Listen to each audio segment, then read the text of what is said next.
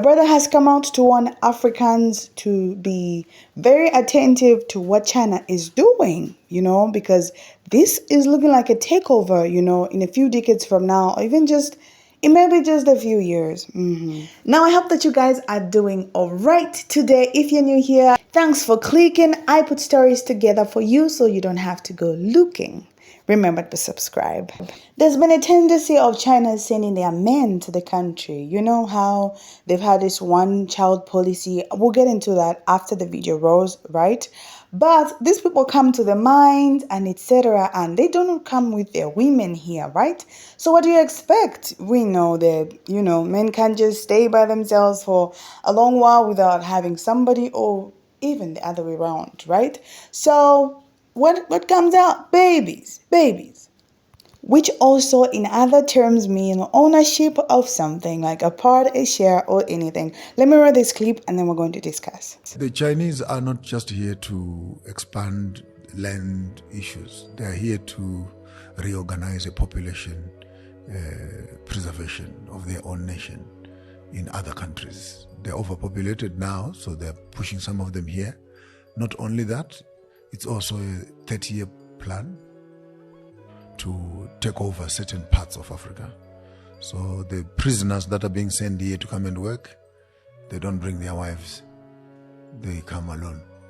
So of the 153, 400,000 Chinese that have come with the 3, 4, 5, 11 billion investment, that number could be much more.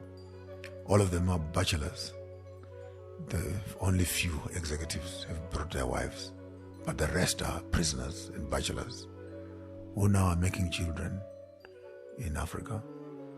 And these children will be Chinese and African, but being African, these children are Chinese, who are going to be educated in our system, who will receive scholarships to go back to China and come back and become presidents and ministers in Africa.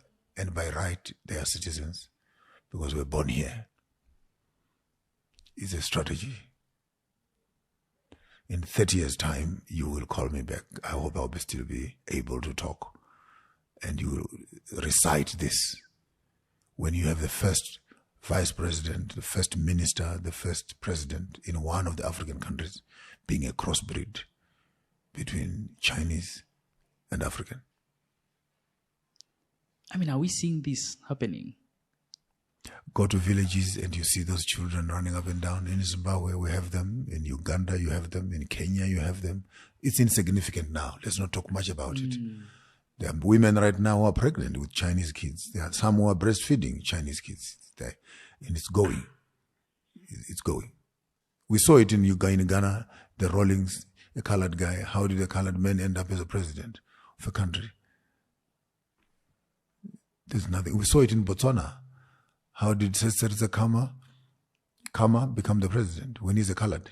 His mother is British, and his father was Tswana, and the father was a president. 2 generations later, he became the president himself. So it's nothing funny. This is exactly what is happening. Now, this is strategic because China does not make noise when they are doing something, really.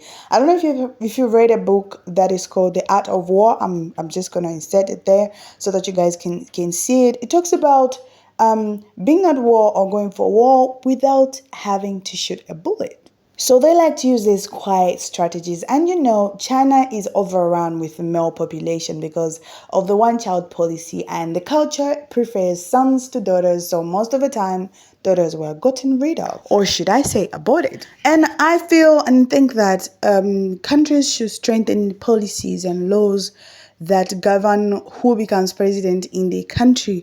Like in my country, they do make sure that the person who's going to be president is having parents from the same country. Mother has a nationality and father has a nationality.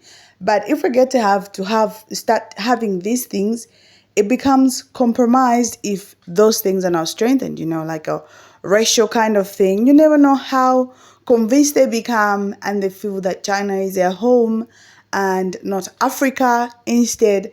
And so they begin to make laws because, presidents are the ones that hold nations, and everything that they decide trickles down to the last person in the economy, you know.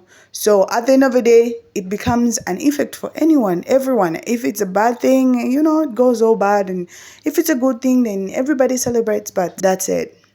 The art of war right there, right in our face. So let's wake up, Africa, and let's safeguard our countries. I don't know what your notes are on this, guys, so make sure you comment below. And remember to scroll through and watch more videos on this channel. Down in Zimbabwe, we have them. In Uganda, you have them. In Kenya, you have them.